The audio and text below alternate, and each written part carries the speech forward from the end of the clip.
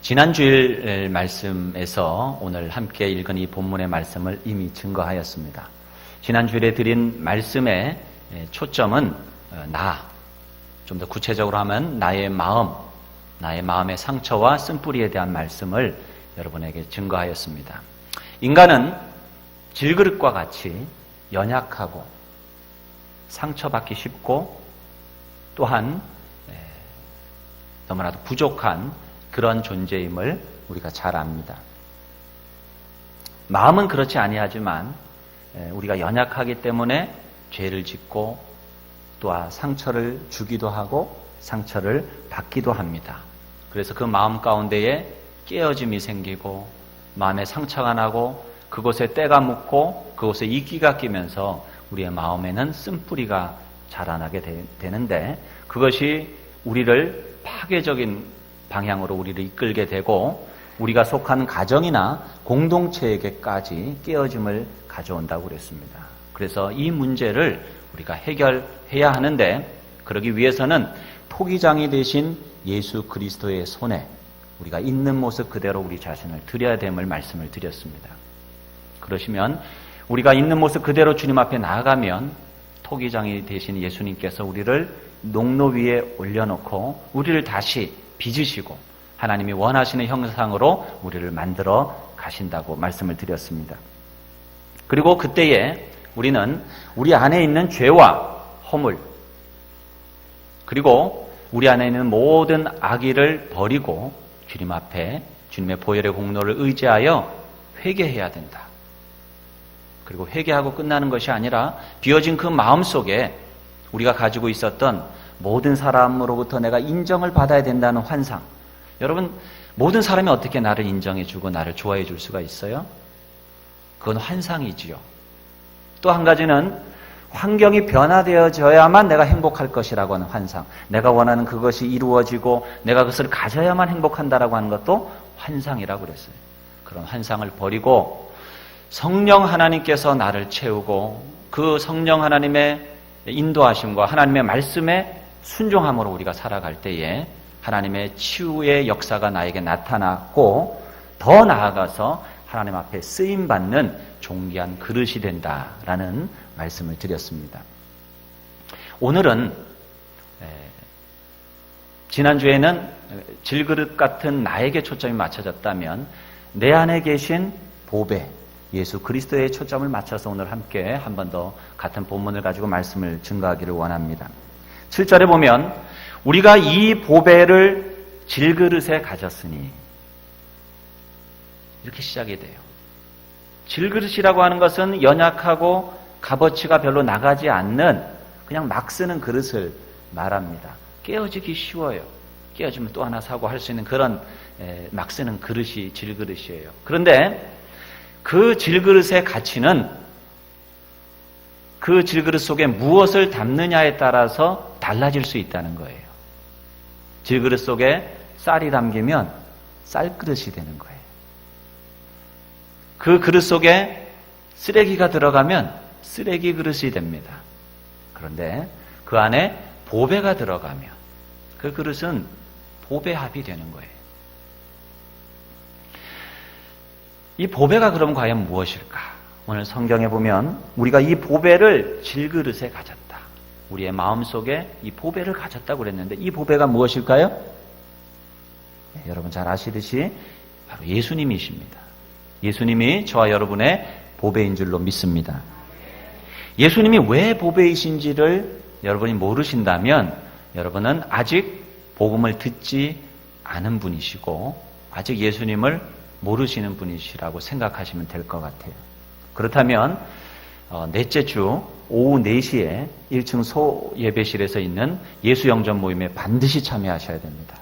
그냥 교회만 왔다 갔다 하지 마시고 그리스도의 복음을 들으시고 예수 그리스도를 만나는 그런 시간을 반드시 가지셔야 됩니다.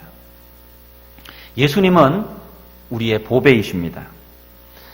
여러분이 예수 그리스도를 구세주와 주님으로 영접하셨습니까? 예수님을 만난 경험이 있으십니까? 그렇다면 예수님은 그 무엇과도 바꿀 수 없는 보배라고 여러분은 고백하실 수밖에 없으실 것입니다. 왜냐하면 예수님으로 인해서 우리가 영원한 생명을 받았고 하나님의 자녀가 되었고 하나님이 주시는 복을 상속받았기 때문입니다. 우리의 인생이 변화되고 또한 존귀한 존재로 우리가 인정받았기 때문에 예수 그리스도는 이 세상에 그 무엇보다도 존귀하신 보배인 것입니다. 김충근 박사라고 하시는 분이 계신데 그분의 삶을 그린 Why Me라고 하는 그런 책의 이야기입니다. 이 김충근 박사님은 미국에서 석사 박사학위를 공부하는 동안에 하루에 평균 3시간 반밖에 자지를 못했다고 합니다. 그토록 치열하게 열심히 공부를 했습니다. 그렇게 승승장구하던 김 박사가 37세에 병원에 갔는데 청천벽력 같은 소리를 듣게 됩니다. 그의 그 젊은 나이에 간경화와 간염으로 인해서 1년 안에 죽을 것이라고 하는 시한부 선언을 듣게 됩니다. 정치학 박사라는 신분으로 탄탄한 인생을 보장받은 김 박사는 기쁨을 채 누리기도 전에 인생을 정리해야 되는 그런 상황이 된 것입니다. 사형 선고를 받은 김 박사는 처절하게 울부짖습니다. 하나님, why me? 왜 나입니까? 왜 나입니까? 왜 하필이면 제가 무엇을 얼마나 잘못하고 무슨 죄를 지었기에 이 젊은 나이에 이렇게 비참하게 죽어야 하는 것입니까? 그러나 하나님께 울부짖으면서도 또 한편으로는 살기 위해서 효과가 있다는 자연식 치료를 의지합니다. 그래서 이것도 먹어보고 저것도 먹어보고 병원 치료도 받고 나름대로 그렇게 인간적인 방법들을 의지했습니다. 그러나 그 모든 것들도 도움이 되지를 않았어요. 점점 몸은 더 아프고 병은 점점 더 깊어만 갔습니다. 그러던 중에 김 박사의 마음에 하나의 생각이 스쳐갔습니다. 만약에 인간을 창조하신 분이 하나님이시고 또 정말 나를 만드신 분이 하나님이시라면 내가 죽는다면 이 젊은 나이에 왜 죽어야 하는지, 나의 병을 고쳐서 다시 살게 하실 수는 없는지 대답할 수 있는 분은 하나님밖에 없다. 그의 마음에 그런 생각이 들더라는 거예요. 여러분, 너무나도 억울한 마음이 드니까 좀 이유라도 좀 알고 싶은 거예요. 내가 죽더라도 이유라도 좀 알고 싶습니다. 박완서 씨가 쓴 한 말씀만 하소서라고 하는 책도 있는데요. 그 책에도 어찌 보면 같은 맥락의 자전적 소설이에요. 자기의 사랑하는 남편 그리고 서울대 의대에 다니던 레지던트였던 자기의 아들이 한두 달 상간에 다 죽어요. 그런 상황 가운데서 이 박완서 씨가 하나님 한 말씀만 하소서라고 쓴 소설이 바로 그 책인데요. 똑같은 마음인 거예요. 하나님 왜 납니까? 왜 나에게 이런 일이 일어납니까? 우리의 인생에서 우리가 살아가면서 그런 경험을 안 하면 좋겠지만 그런 경험을 할 때가 있어요. 이 김 박사님은 지금 그런 상태예요. 너무나 억울한 거예요. 그래서 하나님 앞에 내가 이걸 물어야 되겠다. 하나님밖에 이거에 대답해 줄 분이 안 계시다. 그래서 차를 타고 2시간 반이 걸리는 캘리포니아 LA 근교에 있는 빅베어 마운틴이라고 하는 곳에 올라가서 거기에 있는 기도원에 들어갑니다. 그리고 작은 캐빈을 하나 빌려서 거기에서 있으면서 하나님 앞에 나가 부르짖어 기도합니다. 하나님, 내가 죽으면 내 가족은 어떻게 합니까? 한국에서는 발을 붙이기 힘들고 그래서 200불 들고 아내와 함께 큰 가방 3개 들고 미국 땅에 왔습니다. 그리고 정말 내가 어떻게 이렇게 힘들게 공부하고 일해 왔는지 하나님 아시지 않습니까? 내가 최우수 교수까지 선정될 정도로 그렇게 나름대로 업적을 이루고 여기까지 왔는데, 그리고 교회에서도 내가 집사로서 내 나름대로 최선을 다해서 주님을 섬겼는데 왜 나입니까? 여러분, 사람의 마음이요, 죽음을 앞두면 마음이 시시각각으로 바뀌어요. 처음에는 막 화를 내는 거예요. 왜 하나님 나입니까? 예? 하나님이 살아 계시면 그래요. 나는 당신을 안 믿습니다. 당신은 없는 겁니다. 이렇게 부정해요. 처음에는 반항을 해요. 그런 마음을 갖다가 점점 상황이 더 악화되면 그 분노가 나중에는 하나님과 딜을 하는 거예요. 하나님 나를 살려주시면 내가 하나님을 위해서 이것도 하고 저것도 하겠습니다. 나를 살려주시면 이렇게 하고 저렇게 하겠습니다. 그것도 지나가면 나중에는 포기를 하게 돼요. 자포자기를 하게 돼요. 절망하게 돼요. 잠잠해지게 되는 거예요.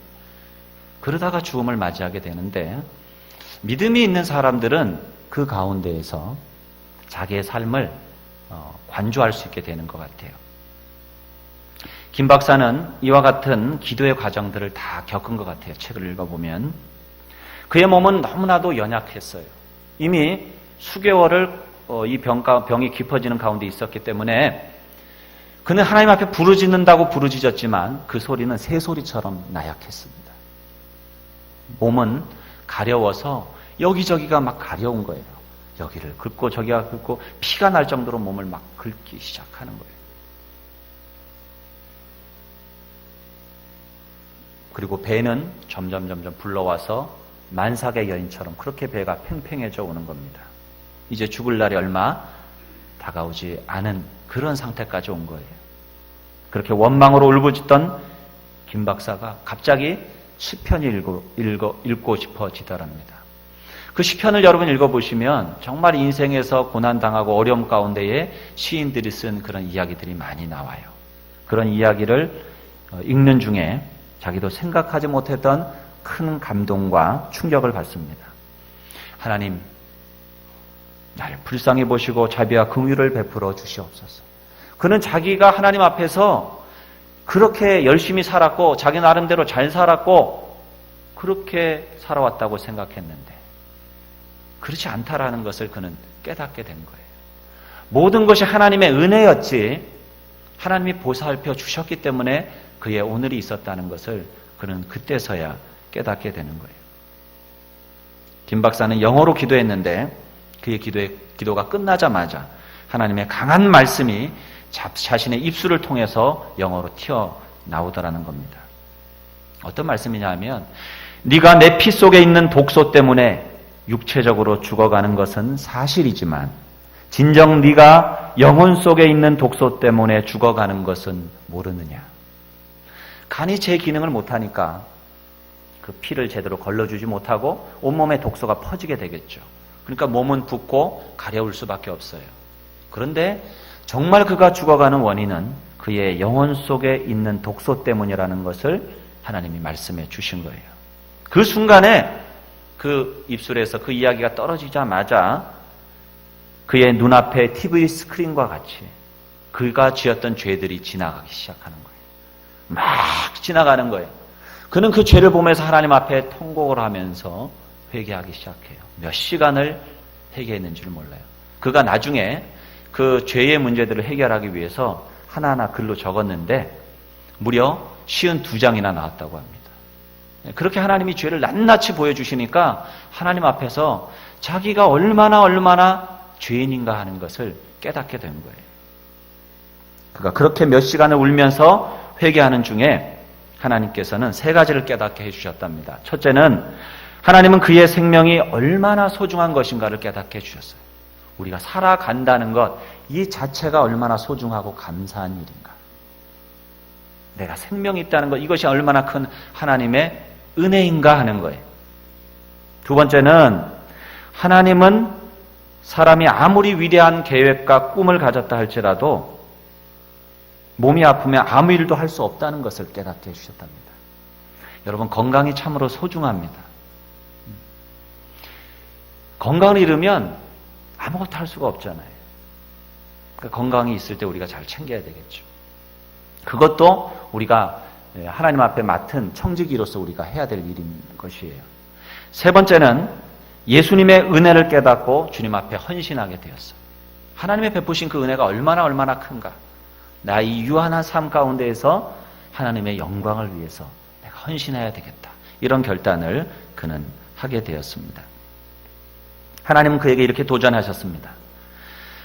나에게는 내 생명이 그렇게도 가치가 있고 소중하기에 너를 영원한 죽음에서 영원한 생명으로 구원하기 위하여 나의 가치 있고 소중한 내 아들 예수를 너를 위해서 십자가에 죽게 하였는데 너는 지금까지 나를 위하여서 무엇을 했느냐?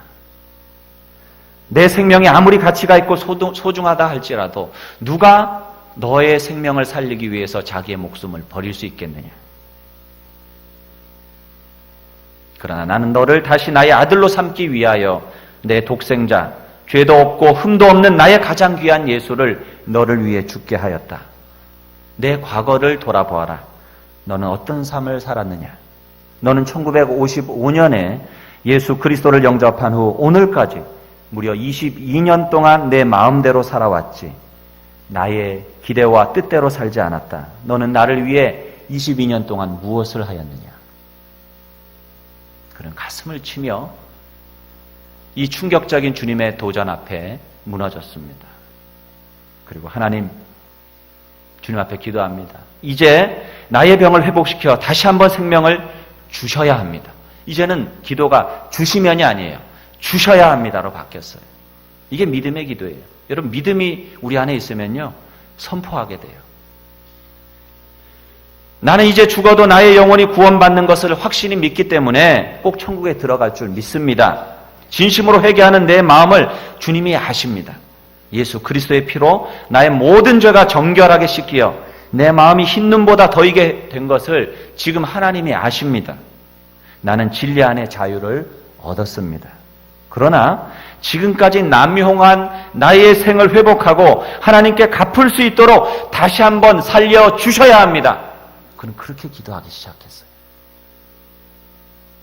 어떻게 그 엄청난 하나님의 은혜와 사랑을 갚을 수 있을지 모르겠지만 복음의 빚진 자로 조금이라도 갚을 수 있는 길을 하나님께서 열어주십시오. 이대로 죽을 수는 없습니다. 하나님께서 어떤 것을 원하시든 이제 주님께 헌신합니다. 이제부터는 하나님의 뜻대로 살겠습니다. 이제는 하나님 편에서 보실 때에 최고로 가치 있는 삶을 살고 싶습니다. 나를 받아주시고 살려주십시오. 한 번만 더 살게 해주십시오. 그렇게 간절한 기도, 믿음의 기도, 선포의 기도가 그의 입을 통해서 터져 나오기 시작했습니다. 그렇게 한 대여섯 시간을 그가 그렇게 울부짖으며 하나님 앞에 회개하며 기도하였습니다. 먼동이 트기 시작할 무렵 한 5시 반 정도가 되었다고 합니다. 그때 기도 중에 이 김 박사님이 환상을 보았습니다. 하얀 옷을 입으신 큰 분의 가슴에 그가 자기의 얼굴을 깊이 파묻고 있고 그분께서 자기를 이렇게 껴안아 주시면서 등을 친절하게 토닥토닥 하시면서 이렇게 말씀하시더랍니다. 내가 너를 용서한다. 내가 너를 용서한다. 내가 너를 용서한다. 이 일을 통해서 김 장로님은 깨끗하게 나음을 입었다고 합니다. 그리고 그의 삶은 교수로서, 학자로서 그 이상으로 그리스도의 복음을 증거하는 삶을 살았다고 합니다. 사랑하는 성도 여러분, 예수 그리스도를 만난 사람들은 예수로 인해서 모든 것이 바뀌어요. 우리가 세상을 바라보는 그 시야를 세계관이라고 이야기를 하는데 예수님을 믿고 나면 이 세계관의 핵심이 뭐냐면 신앙관입니다. 어떤 신앙관을 가지고 있느냐가 여러분의 세계관을 결정하는 거예요. 불교적 신앙관을 가진 사람은 불교적 세계관을 가져요. 유교적 세계관을 가진 사람은 유교적 세계관을 가져요. 그러나 예수 그리스도를 믿는 기독교의 신앙관을 가진 사람은 기독교적 세계관을 가지게 되는 거예요. 예수를 우리의 마음에 모시면 모든 것이 변해요. 육신적으로, 물리적으로 보면 아무것도 바뀐 것이 없는데 모든 것이 새로워져요. 그런즉 누구든지 그리스도 안에 있으면 새로운 피조물이라. 새로운 창조가 일어나는 거예요. 이전 것은 지나갔으니 보라 새 것이 되었도다. 예수를 믿으면 우리의 가치관이 변화됩니다. 무엇이 더 가치 있느냐가 변화되게 돼요. 예수님이 가장 귀한 분이세요. 그래서 예수를 위한 삶을 살아가게 돼요. 우리의 시간의 개념도 유한한 이 땅에서의 시간이 아니라 영원한 시간의 개념으로 변화되게 돼요. 우리는 죽어서 천국 가는 것이 아니라 이제 영원한 삶을 시작하게 된 거예요. 내가 진실로 진실로 내게 이르노니 내 말을 듣고 또 나 보내신 이를 믿는 자는 영생을 얻었고, 이미 영생을 얻은 거예요. 영생이 시작된 거예요. 우리는 죽어서 천국 가는 것이 아니라 이미 천국의 삶을 시작한 줄로 믿습니다. 심판에 이르지 아니하나니 사망에서 생명으로 옮겼느니라. 우리는 이미 그 하나님 앞에 영벌의 심판을 받지 않는다는 믿음이 있는 거예요. 이제 우리의 삶은 누구를 위한 삶을 사는 것이냐? 예수를 위한 삶을 사는 거예요. 예수님 때문에 사랑하고, 예수님 때문에 용서하고, 예수님 때문에 나누고, 예수님 때문에 의의 길 또한 바른 길로 걸어가게 되는 거예요.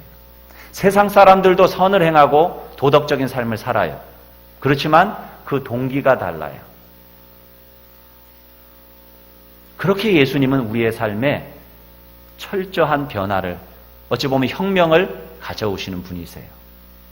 그 예수님은 우리의 삶에 그래서 가장 귀한 분이시라고 우리는 고백하지 않을 수가 없는 거예요. 그 예수님을 모실 때에 우리는 영원한 생명을 얻을 뿐만 아니라 우리의 삶이 존귀하게 바뀝니다. 예수님을 모셨기 때문에.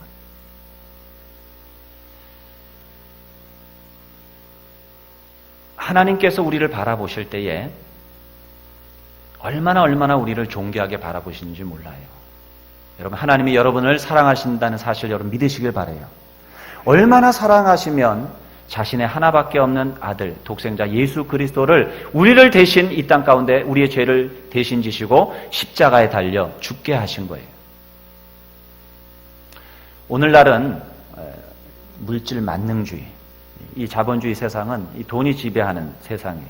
사람들도 다 돈으로 환산을 해요. 저 사람은 얼마짜리, 연봉 얼마짜리. 참 비인간화의 세상을 살아가고 있어요. 여러분들은 얼마짜리십니까? 죄송합니다. 여러분은 얼마짜리예요? 한 10억쯤 되십니까? 한 100억쯤 되십니까? 여러분, 우리는 예수님짜리인 줄로 믿습니다. 예수님의 생명의 가치만큼, 여러분 그것보다 귀한 게 어디 있어요? 그래서 성경은 말합니다. 한 영혼이 천하보다 귀하다. 이 천하하고도 바꿀 수 없는 것이 바로 여러분입니다. 여러분은 존귀한 하나님의 자녀입니다. 우리가 예수님을 믿을 때 예수님과 연합되어 살아가게 되고 우리는 주님 앞에 보배로운 삶이 되는 거예요. 예수님을 모시면 우리의 삶이 보배로운 삶으로 변화돼요. 내가 너를 보배롭고 존귀하게 여긴다라고 이사야서 43장 4절에서 주님은 말씀하십니다. 신명기 26장 18절에도 오늘 너를 그의 보배로운 백성이 되게 하시고, 저와 여러분은 하나님 앞에서 보배인 줄로 믿으시기 바랍니다. 이 세상이 나를 어떻게 바라보고 어떻게 취급할지라도 하나님 앞에서 우리는 독생자까지 아낌없이 보내주실 정도로 우리는 존귀한 사람들이라는 것을 여러분이 늘 믿으시길 바라요. 그렇기 때문에 한 사람 한 사람을 지극히 사랑하고 귀히 여기신다는 것을 여러분이 믿으시길 바랍니다. 성경에 보면요, 자, 예수님이 보배세요. 그리고 하나님 앞에서 우리가 보배예요. 그리고 보배를 찾아보니까 또 한 가지 더 보배가 있더라고요. 하나님을 경외하는 우리의 삶이 보배예요. 이사야서 33장 6절에 보면 여호와를 경외함이 내 보배니라. 우리가 하나님을 경외하는 삶을 살면 우리의 삶이 보배롭게 변화돼요. 영화로우신 하나님이 우리의 삶에 함께 하시기 때문에 그렇습니다. 우리가 하나님을 경외하는 삶을 살면 우리의 인생이 보배로운 인생으로 변화된다는 사실을 믿으시기 바랍니다. 저와 여러분이 주님과 연합되어 주님을 경외하고 그분의 말씀에 순종하며 살아갈 때에 우리의 삶에 보배로운 삶으로 변화됩니다.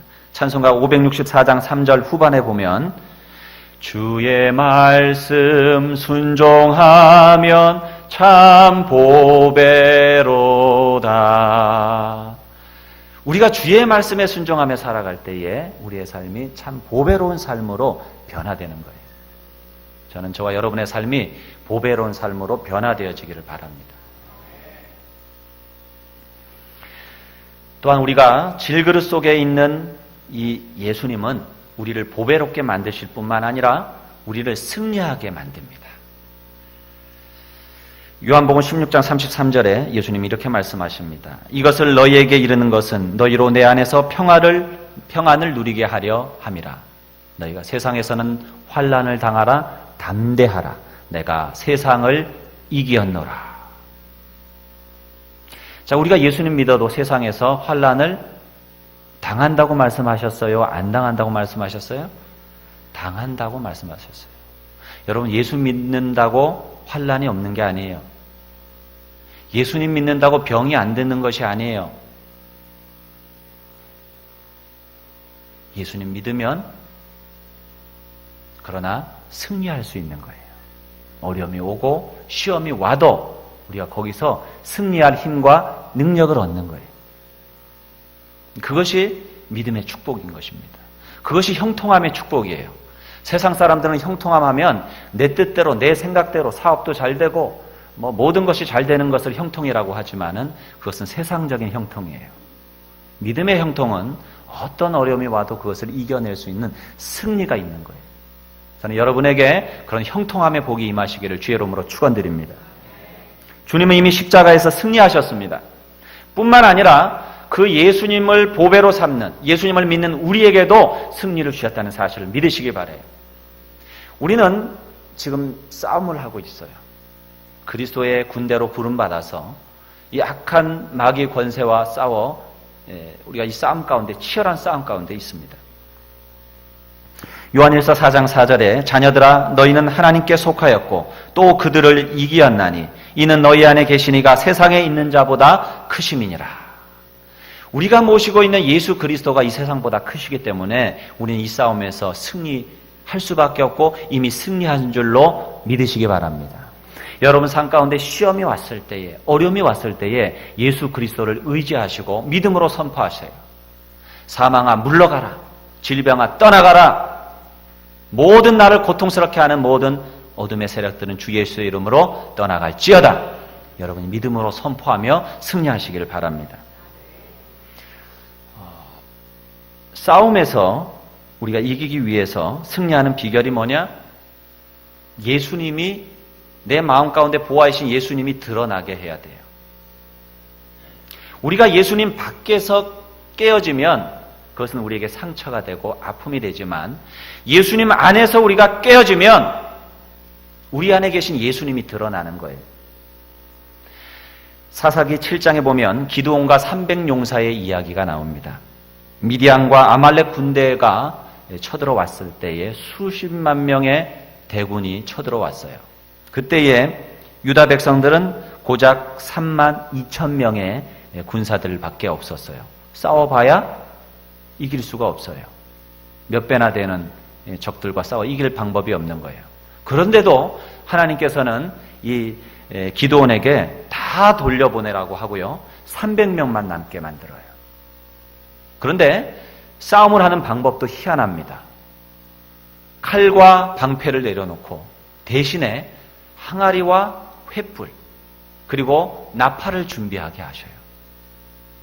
그리고 캄캄한 밤에 그 300명에게 횃불을 항아리에 숨기고 한 손에는 나팔을 들고 적진 깊숙이 들어가게 합니다.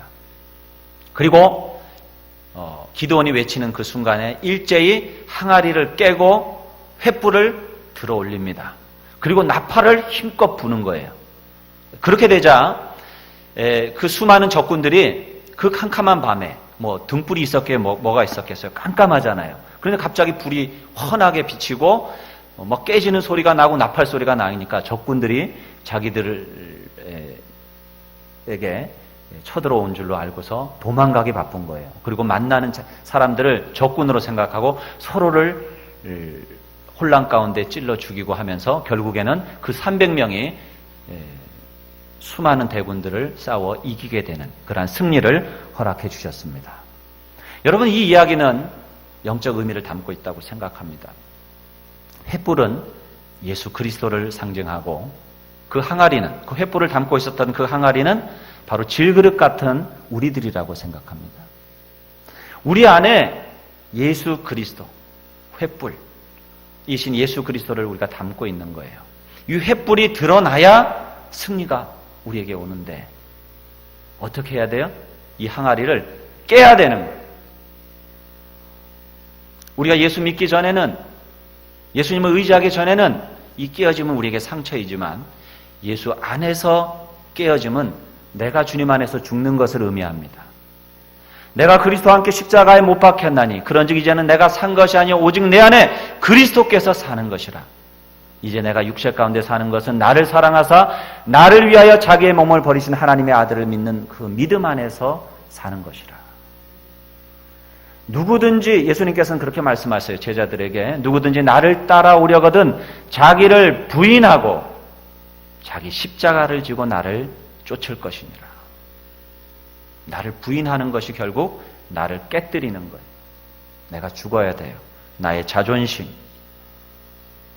내 마음속에 있는 아집, 고집, 다른 사람에게 보이는 자신의 모습, 그런 자신을 깨뜨리지 못하기 때문에 우리 안에 예수 그리스도가 능력으로 역사하지 못하는 거예요. 알량한 나의 이와 같은 자존심들을 내려놓아야 됩니다. 사랑하는 성도 여러분, 우리는 질그릇입니다. 우리가 가진 학식, 돈, 명예, 하나님이 보실 때는 아무것도 아니에요. 바울이 고백하고 있듯이 심히 큰 능력은 누구에게 있다고요? 하나님께 있고 우리에게 있지 않음을 알게 하려 함이라 그랬어요. 인간이요, 얼마나 나약한지 몰라요. 배운 사람들이요, 가진 사람들요, 똑같아요. 제가 학교에 있으면서 원후회장을 대학원 때 했었어요. 한국에서 어딘지는 말을 안 하겠습니다. 한국에서 내노라 하는 학자들이 다 교수셨어요. 그런데 그분들 모시고 이제 졸업을 할 때 제가 원후회장이었기 때문에 사은회를 하는데 얼마나 팽팽한지 몰라요. 다들 똑똑하시니까 아주 긴장감이 팽팽합니다. 아주. 똑같아요. 똑같더라고요. 학자라도, 많이 배운 사람이라도 똑같더라고요. 가진 사람들도 마찬가지더라고요. 그렇게 행복하지만은 않더라고요. 많은 부자들을 보았지만. 예수 안에서 내가 깨어지지 않으면, 내가 죽지 않으면, 보아 되신 예수님이 드러나지 않으면 우리는 승리하지 못하는 삶을 사는 거예요. 교회도 마찬가지예요. 비록 예수를 머리로 삼았지만 연약한 죄인인 인간들이 모이는 곳이 교회입니다. 오늘날 우리 교회는 겉으로는 보잘것없는 항아리와 질그릇에 불과하지만 우리 안에 감추어져 있는 진리, 예수 그리스도를 중심으로 모인 공동체예요. 교회가 어떻게 부흥할 수 있느냐? 교회가 어떻게 하나님의 원하시는 그러한 교회를 세울 수 있느냐? 죽어야 돼요. 깨져야 돼요. 나는 죽고 그리스도가 사셔야 돼요. 그러면 교회가 교회다워지는 거예요. 그러면 성도가 성도다워지는 것입니다. 왜 오늘날 교회가 세상에서 손가락질을 받느냐? 예수님이 잘못됐습니까? 그분의 말씀이 잘못되었습니까? 아니에요. 교회를 구성하고 있는 성도들이, 교회가 예수님을 인정하지 않고 인간의 목소리들만 난무하기 때문이에요. 자기의 자랑, 자기의 아집, 고집, 자존심만 난무하기 때문에 그런 거예요. 교회의 능력은 보이는 건물이나 재정이나 사람의 수가 아니라 그 안에 계시는 오직 예수 그리스도이심을 믿으시기 바랍니다. 예수가 드러나게 하시는 저와 여러분 되기를 바라요.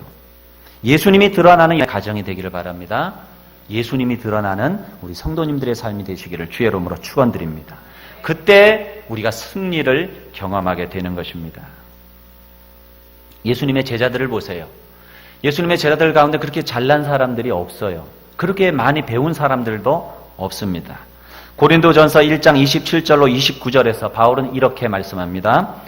그러나 하나님께서 세상의 미련한 것들을 택하사 지혜 있는 자들을 부끄럽게 하려 하시고 세상의 약한 것들을 택하사 강한 것들을 부끄럽게 하려 하시며 하나님께서 세상의 천한 것들과 멸시받는 것들과 없는 것들을 택하사 있는 것들을 폐하려 하시나니 이는 아무 육체도 하나님 앞에서 자랑하지 못하게 하려 하십니다. 하나님이 돈이 없어서 하나님의 일을 못하십니까?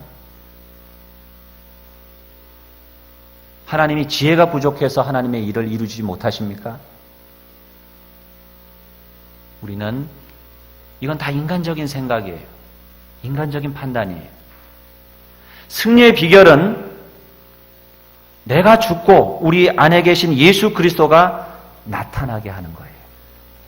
매 순간 여러분의 속에 보배이신 주님이 계심을 인정하고 그분의 주인 되심을 고백하는 귀한 삶을 사시기를 죄로움으로 축원드립니다. 또한 우리가 승리할 수 있는 비결은 주님이 싸우시도록 기도로 맡겨드리는 거예요. 그러면 하나님께서 대신 싸우시고 우리에게 싸워서 이길 수 있는 능력을 부어주시는 줄로 믿습니다. 역대하 20장에 보면은 유대의 여호사밧 왕이 나오는데요. 그에게 모압과 암몬 그리고 마온 왕의 연합군이 쳐들어오게 됩니다. 이제 유대 나라의 상황은 풍전등화와 같은 그러한 형편에 처하게 되었습니다. 그때에 여호사밧 왕은 하나님 앞에 금식하며 기도합니다. 이제 저희가 우리에게 갚는 것을 보옵소서. 저희가 와서 주께서 우리에게 주신 주의 기업에서 우리를 쫓아내고자 하나이다. 우리 하나님이여 저희를 징벌하지 아니하시나이까. 우리를 치러 오는 이 큰 무리를 우리가 대적할 능력이 없고 어떻게 할 줄도 알지 못하옵고 오직 주님만 바라보나이다. 하고 유다 모든 사람은 그 아내와 자녀와 어린 자로 더불어 여호와 앞에 섰더라. 어떻게 할 수가 없는 상황인 거예요. 우리의 힘으로는 저들을 이길 수가 없어요. 그가 할 수 있는 것은 기도밖에 없었던 것입니다. 그때에 하나님은 야하시엘 선지자를 통해서 이렇게 응답해 주십니다. 이 큰 무리로 인하여 두려워하거나 놀라지 말라. 이 전쟁이 너에게 속한 것이 아니요 하나님께 속한 것이니라. 할렐루야. 여러분의 삶 가운데 일어나는 일들이 여러분의 일이죠.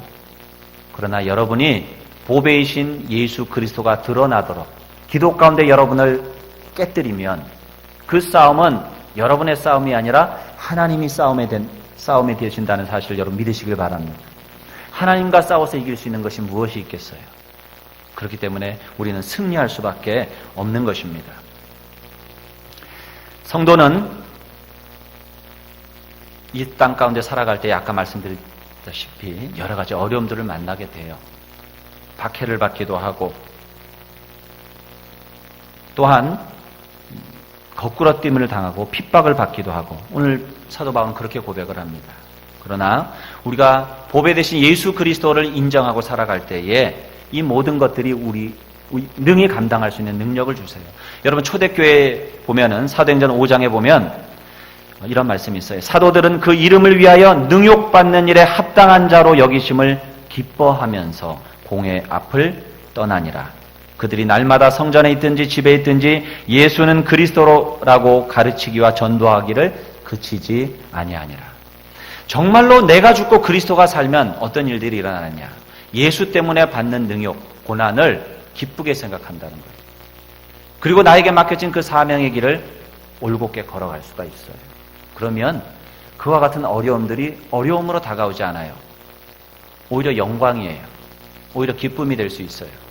그리고 그 일을 통해서 하나님의 구원의 역사가 나타나게 됩니다. 사랑하는 성도 여러분, 우리는 진흙으로 빚어진 연약한 존재들입니다. 쉽게 아프기도 하고 쉽게 마음의 상처를 받기도 해요.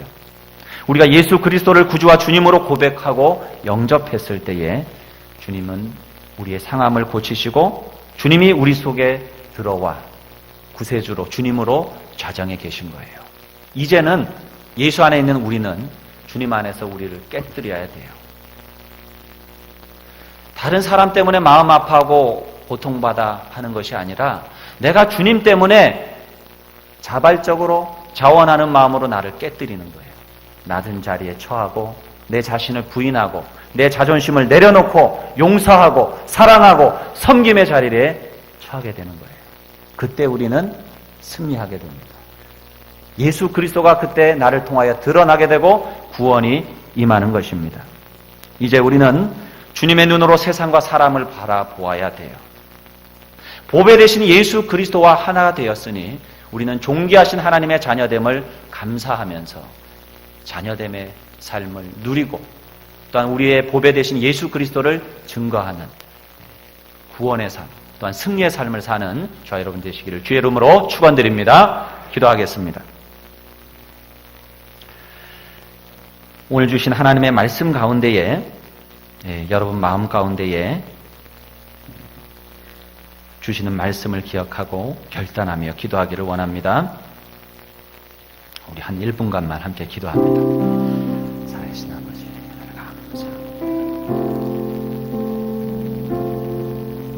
승리하는 삶을 살게 하옵소서. 존귀한 삶을 살게 하옵소서. 한 번뿐인 인생 우리가 그저 상처받고 상처 주는 인간적인 삶에 머물러 있지 않게 하옵소서. 우리의 육신의 장막을 건너서 속에 계신 주 영원히 모시고 살아가는 축복을 누리게 하여 주옵소서.